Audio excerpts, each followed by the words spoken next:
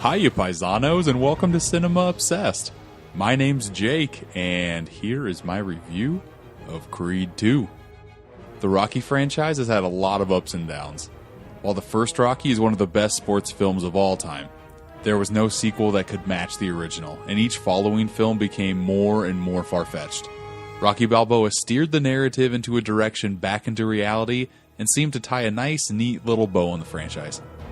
When Creed came out, it easily became the best sequel in the Rocky franchise as a whole, but did Creed 2 take a step down in quality like its predecessors before it?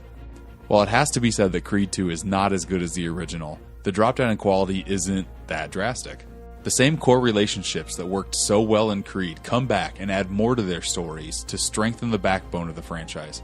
While Adonis and Rocky are great as always, the real stars in Creed 2 are Adonis and Bianca. They have a lot more to play off of from the original, and both Michael B. Jordan and Tessa Thompson are powerhouses that are believable no matter what emotional tolls they are going through. The biggest fault that this movie has is the story of the Dragos. It felt out of place to be in the second movie of this franchise. The first 20 minutes of Creed 2 really surprised me by how much plot they were just plowing through, just to set up this Creed-Drago matchup. I would have loved to see these first 20 minutes stretched into its own separate film, and have the Drago sprinkled in at the end to lead up to their fight in Creed 3. Besides Ivan Drago having nostalgic appeal, there really wasn't any reason to have this so soon in the franchise. While this film is good, it almost feels like they're squandering an opportunity to make this fight into something really special, instead of what we end up getting. Creed 2 at its best is a fantastic family drama with boxing sprinkled in to sew plot beats together. While you can tell that the freshness of the original, Ryan Coogler, isn't that present in the sequel, there is still more than enough here to recommend a watch to anyone.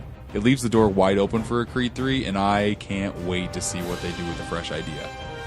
And an update to this review, Sylvester Stallone has actually come out and said that he's done with Rocky Balboa, with this character that he created.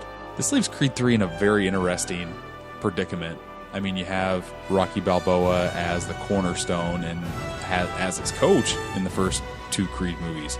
I can't wait to see what they do in Creed 3. There's going to be a Creed 3. It made a ton of money.